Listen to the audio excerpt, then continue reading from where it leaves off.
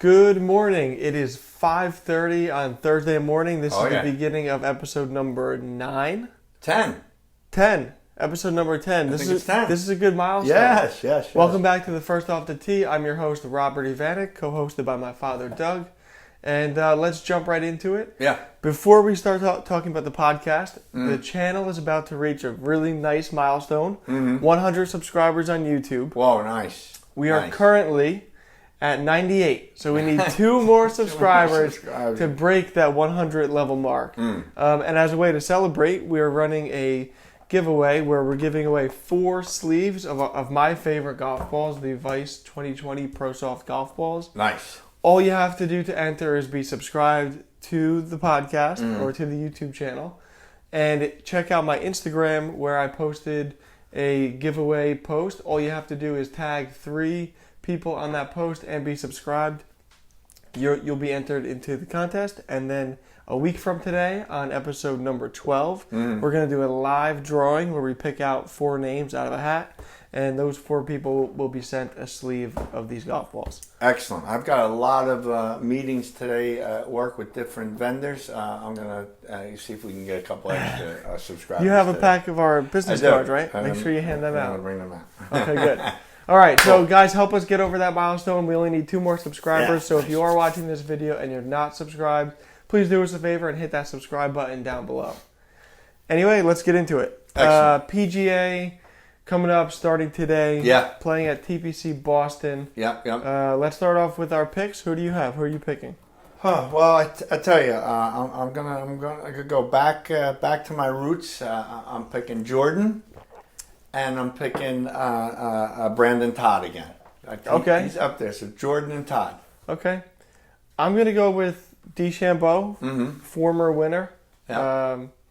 We'll get in. There's a little funny story about him being he could be the defending champ, depending on how you look at it. And I'll tell you what I mean by that.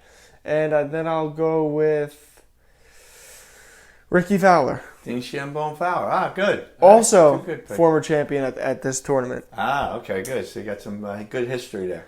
So, if you look, I looked up an article, and it was like 9 things to know about about this tournament coming up. We're not going to go through all 9, but there's a couple really funny things that have happened over the years with this tournament. In Boston here?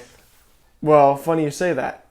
The very first thing to know is this tournament is this tournament's played at 2 different venues. Not even venues, but areas. It's either in the Boston area or the New York area. It's not played at a specific course.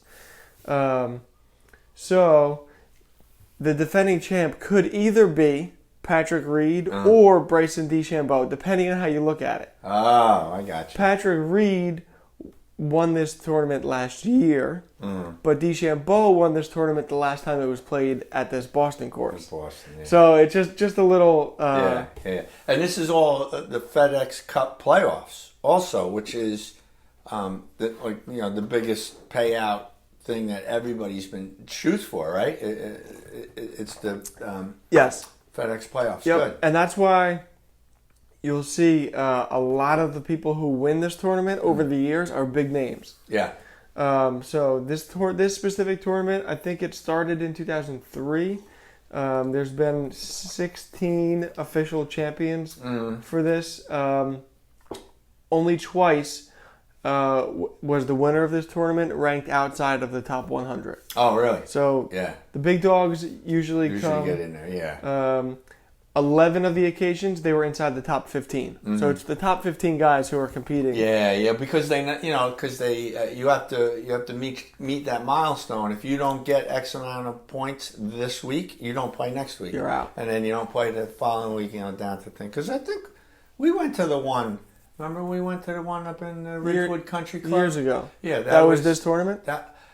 I think it was the Barclays at that time, but it was the FedEx points. So yeah, cool, excellent. Yeah, looking forward to it. It's a big field, right? We're gonna circle back to that because there's something on our next topic that relates back to what you just said. Okay. 2013, Jordan Spieth in his prime when he was so young. He didn't win, but he entered Sunday 11 strokes behind the lead. Well, he finishes the round birdie, birdie, birdie, eagle for 9 under to make him tied for 4th. Wow. Wow. Well, hey. It's not that he won, but just good karma the fact that he went birdie, birdie, birdie, eagle to end the tournament. It's kind of funny. That's crazy. Okay, I want to read you all of the past winners. I said a lot of them were big dogs. Past winners of the FedEx Cup. This TPC Boston event. Yep. Vijay Singh, Rory McIlroy, each of them twice.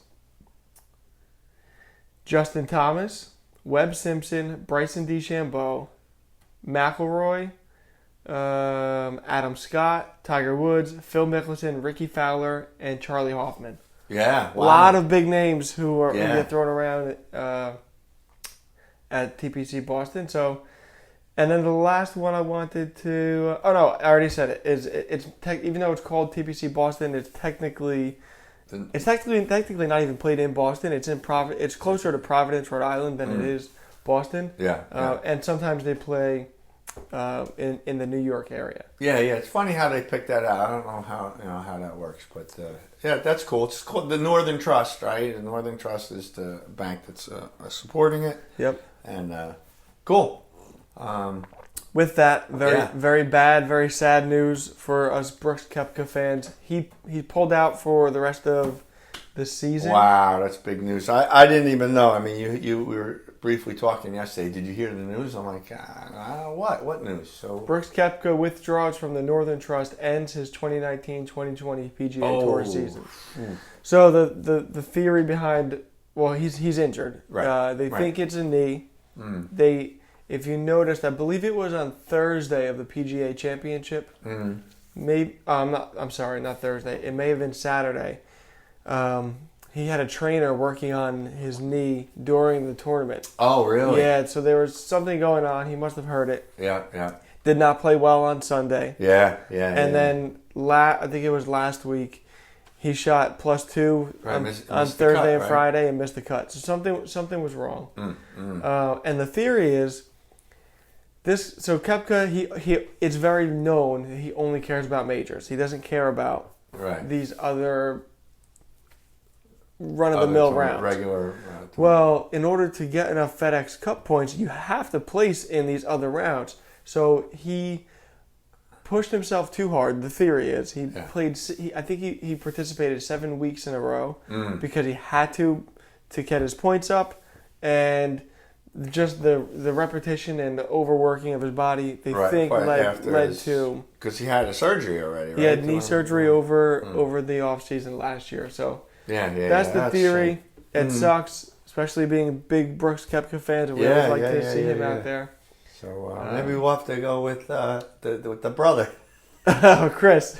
No, Chase. Chase. I'm Chase now. You're a Chase Koepka guy? I don't even know what he looks like, to tell you the truth. I just, I've never, I could look him up and profile him and see what he looks like. But I would like to see him play and be up there, because he was up there like a couple of weeks ago, right? Yeah. I don't think he gets a lot of TV time. No, he's not. The Koepkas aren't going to get it, because, that's the way the media is. Right? We won't go down that road. Anything else from the PGA you want to cover before? No. I think I'm around this weekend, so hopefully I'll be able to catch a decent amount of it. Looking forward to it. I don't know what the weather's going to be, but are you playing this weekend? I don't have any plans. I might try to pick an early Sunday. I know you're going out late Sunday. I don't know if you need anybody, but I'm very flexible this weekend. I got a party to do on Saturday, so either Saturday, Sunday, maybe I'll get an early round, 9 holes or something. Okay. Yeah, well, we're booked on Sunday. It's myself, Steve DeRosa, Rick Borgo, Rick LaSalvia. Nice. Playing at Sunset. Shout out. Looking forward to a good round, guys, on Sunday. Cool. The weather shows scattered thunderstorms. Hopefully they hold off. Big news, cousin Joey scored 20 points yesterday. Whoa! Yeah. Wow. Joe Gill, congrats. Now he's posting his scores. Yeah, he was real pumped. He played with Jamie. He said he scored 10 points per 9. Oh, nice. So he came in with 20 points of almost 6 pars, I think he said. Yeah. Sweet. So Joey's all fired up. So I don't know if we don't explain our scoring system very often. So maybe we should just bring some clarification. Mm-hmm. So our scoring method that we have adopted, some of our friends and playing partners also have adopted, and now we have cousins and other people texting us their scores with our scoring method. So the way we score, it's kind of like a stable forward scoring method, but modified for amateurs like we are. All we do is count birdies, pars, bogeys, and the occasional eagle. Bogey counts as 1 point, par counts as 2 points, birdie counts as 3 points, and an eagle counts for 4.5. Shout out Tom Foley. Tom Foley came up with the 4.5 rule, because if you eagle and end up tying somebody in points, you deserve the win just off the fact that you eagled. So then you just calculate your total points. And so what it does is you don't worry about bad holes. If you double bogey, you still may want to finish the hole out for practice, but you're not going to get screwed by running up your score with an 8, 9, or 10 on the scorecard. Yeah. It seems to be a really easy way to score, fun way to score, and keeps you in the game, like you said, because it gives you 18 opportunities to score points. And if even though if you're a high handicapper and you're doing pretty well, you could beat somebody who's a lower handicapper who's not really playing that well, and you might not be able to do it consistently, but maybe that day you can win. So I think it's great. It keeps you engaged in each hole because you have that opportunity every time. So I like it, and it seems like other people do too. Yeah. Well, the other thing that it does for me is it gives me a better idea of how I'm progressing as a golfer.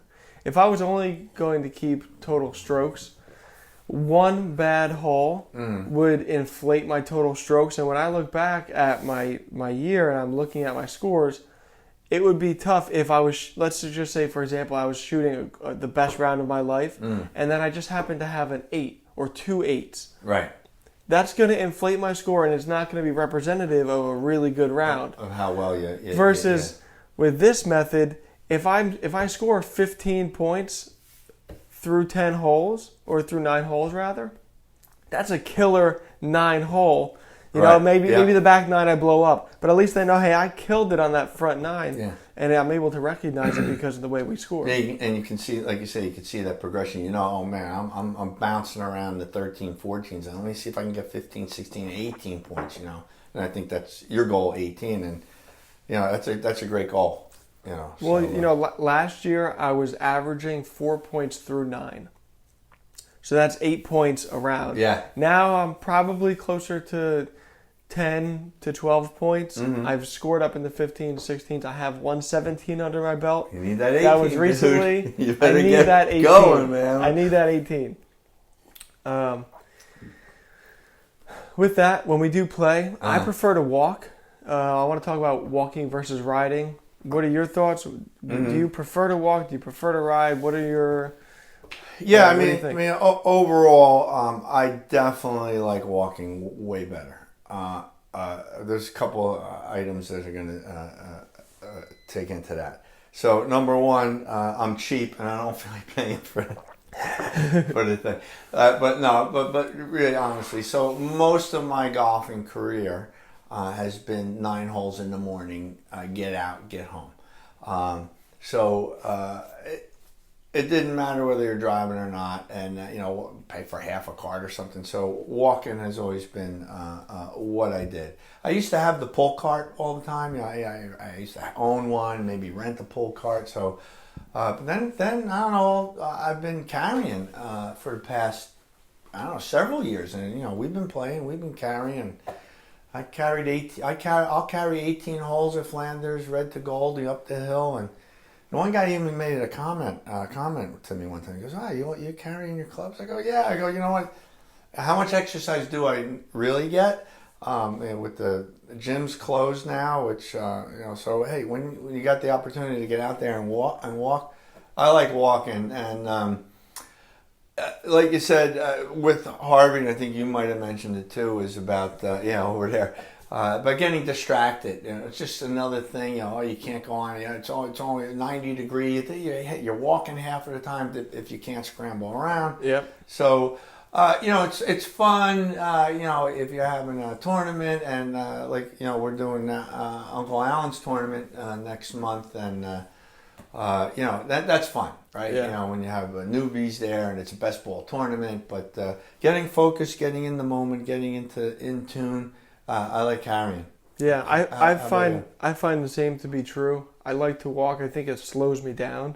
It gives you time to think about your shot. This is going back to the mindfulness, Zen golf, and Coach JT. It gives you time to visualize the shot as you're walking up to the ball. You see the surrounding area. You see your target, and it gives you just mental, what would the word be? I don't know. It just kind of slows me down, I guess. Yeah, grounding yourself in the moment, instead of hitting the thing, it's skidding. You take some hills with the big cat, and you're holding on for your dear life. Well, he thinks it's an F1 race in a golf cart. So it depends on who your driving partner is. I mean, the guy could be slamming over the humps in this, or you go nice and slow. So yeah, it's all. And the physical side of it certainly is at play. I think it definitely is a workout, carrying an extra 30 to 40 pounds on your shoulder, walking 18 holes. I come from caddy roots, so I was kind of used to it to begin with. Yeah. As a caddy, you have 2 bags on your shoulder and you're walking, so to me, 1 is not a big deal, but you do have to be ready for it. So when we played earlier this year at Flanders, blue to white, and I remember this is early on in the season, I wasn't in golfing shape.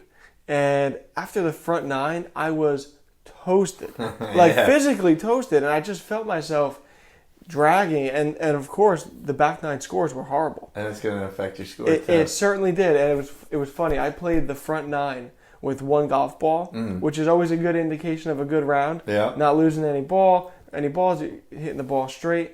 Well, as soon as we made the turn, first shot off the tee on 10, lost ball. And of course, throughout the rest of that round, I lost a couple more balls. I was just physically tired. Yeah. So, it does play into it, So, we talked, you grabbed my bag one time. You're like, holy cow, what do you have in here? I mean, so really, if you know you're going to go out for 18 holes, I'm thinking about getting what they call a Sunday bag and even lighten up how accurate am I where I need 3 different wedges and, I can use an 8, a 7, or I could probably get away with my 7 iron, a mid iron in each one and still have a good, That's the timer.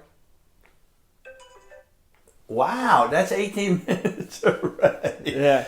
Oh, wow. That was, and we were struggling with, what are we going to talk about tomorrow? I don't think we have any problems with that. Yeah, that's what happens. Yeah. Anyway, guys, thank you for watching episode 10 of the First Off the Tee podcast.